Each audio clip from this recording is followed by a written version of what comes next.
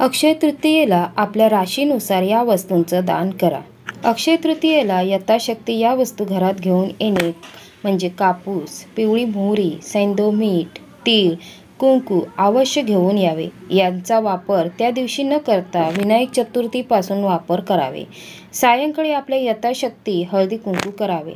कापूस, तांदूळ, कुंकू, कुंभ, आंबा दान करावे। मातीचे भांडे पैसा आणि संपत्तीचे प्रतीक आहे। मातीच्या मडक्याची पूजा करून त्यात अक्षत आणि हळद भरून पुढच्या वर्षापर्यंत पूजन करणे महत्त्वाचे आहे।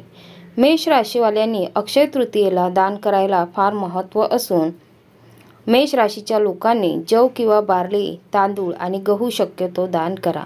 वृषभ राशी अक्षय तृतीयेला वृषभ राशीच्या व्यक्तींनी उन्हाळी फळे, पाणी आणि दूध यांनी भरलेले भांडे दान करा।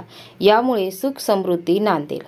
मिथुन राशी अक्षय तृतीयेच्या दिवशी काकडी आणि हिरवी मूग डाळ दान करावी। यामुळे सुख सौभाग्याची प्राप्ती होईल। कर्क राशी अक्षय तृतीयेच्या दिवशी कर्क राशीच्या लोकांनी पाणी, दूध आणि साखरेने भरलेले भांडे दान करा। यामुळे घरात भरभराट राहील। सिंह राशी अक्षय तृतीयेच्या दिवशी सत्तू, जव आणि गहू यांचे दान करावे। या दानामुळे तुम्हाला सुख समृद्धीची कमतरता भासणार नाही। कन्या राशीच्या व्यक्तींनी काकडी, कलिंगड आणि टरबूज दान करा।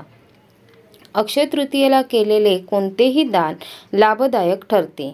तुळ राशी अक्षय तृतीयेला कामगारांना किंवा पादचाऱ्यांसाठी पाणी किंवा सरबत दान करावे।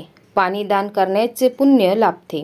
वृश्चिक राशी अक्षय तृतीयेला वृश्चिक राशीच्या व्यक्तींनी गरीब व्यक्तीला छत्री, पंखा, फळे दान करा।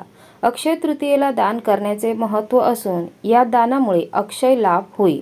धनु राशी अक्षय तृतीयेला बेसन, हरभरा डाळ, हंगामी फळे दान करावे। कुटुंबात अक्षय लाभासोबत सुख समृद्धीची नांदी राहील। मकर राशी अक्षय तृतीयेला पाणी, दूध आणि मिठाईचे दान करावे। यामुळे सुख समृद्धी आणि सौभाग्य प्राप्त होईल। कुंभ राशी अक्षय तृतीयेला पाणी, हंगामी फळे आणि गहू यांनी भरलेले भांडे दान करा।